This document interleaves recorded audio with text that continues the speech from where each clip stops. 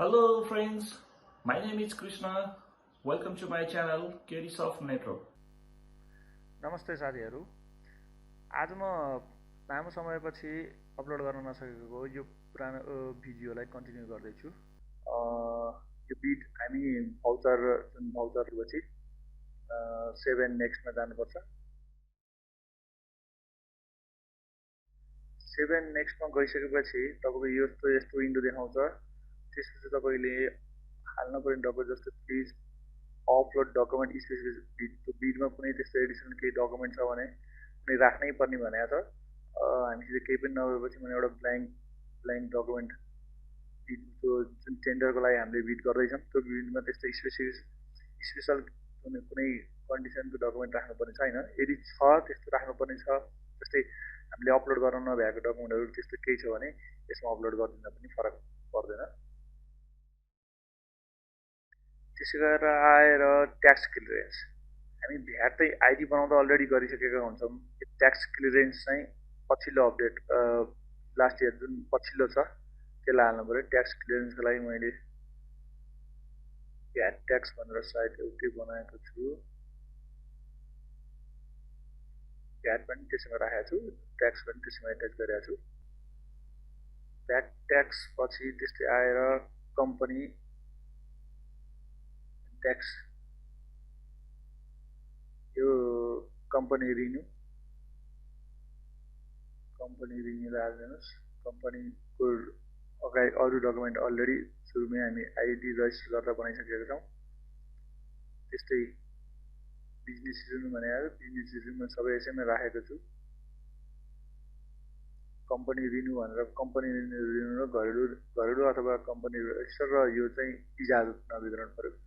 अरू त्यसमा तपाईँको कन्स्ट्रक्सन कम्पनीले एडिसनल एक्सपिरियन्स केही मागेको छ भने त्यसमा तपाईँसित छ भने स्पेसिफाई त्यस्तो एक्सपिरियन्स छ भने त्यो पनि यसमा अपलोड गर्न सक्नुहुन्छ, बाध्यता पनि छ।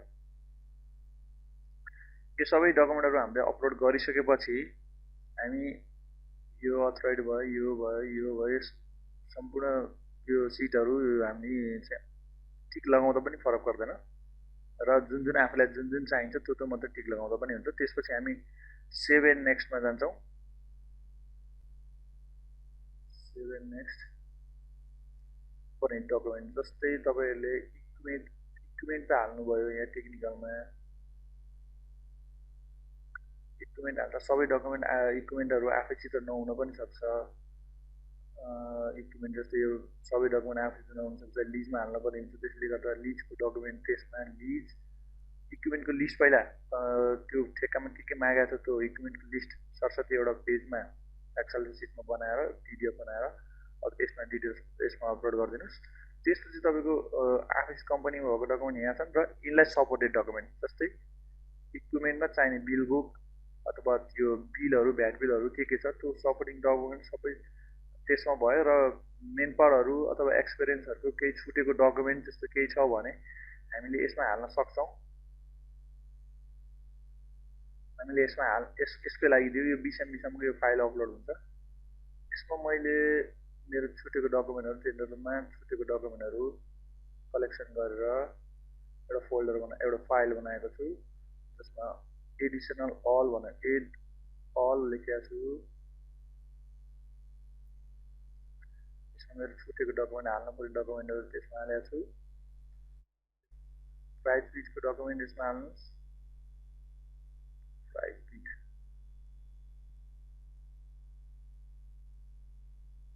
र यो गरिसकेपछि टेक्निकल चाहिँ डाउनलोड गरेर हेर्नुहोस् र प्राइस पनि हेर्नुहोस्। यो छुट्टा डाउनलोड गरेर हेरिसकेपछि तपाईँमा आफूले अपलोड गर्दा कहिले अपलोड गर्दा नि कुनै डकुमेन्ट क्रप भएर नतानेको हुन्छ।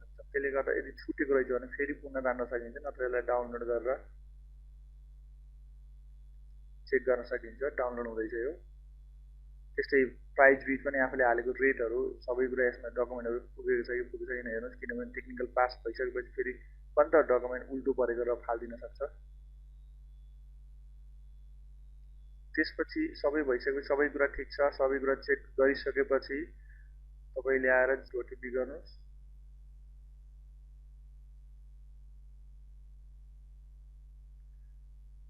ओटिपी यति भएपछि अब ओटिपी तपाईले ओटिपी केमा आउँछ भनेर हेर्नलाई एक त तपाईसित यो जुन आइडीबाट ठेक्का हाल्दै हुनुहुन्छ त्यो आइडी रजिस्टर गर्दाखेरि राखेको नम्बर छ भने त्यो नम्बरबाट PPMO टाइप गरी 34001 मा सेन्ड गर्नुभयो भने पनि यसमा नम्बर आउँछ नभए तपाईको जीमेल एड्रेसमा तपाईको इमेल कुनै त्यो आइडी रजिस्टर गर्दा जुन इमेल एड्रेस रजिस्टर गर्नु भएको छ त्यसमा आउँछ बोलपत्र ओटिपी यसमा आएको छ यी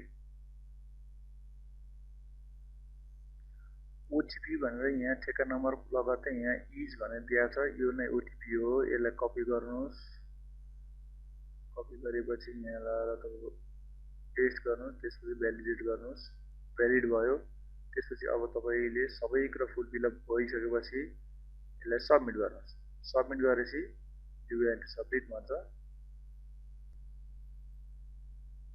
सबमिट भइसकेपछि अहिले अटोमेटिकली एउटा रिसिप्ट जस्तो रिसिप्ट पठाउँछ यसलाई बिडिङ नै भनेर सेभ गर्नुहोस्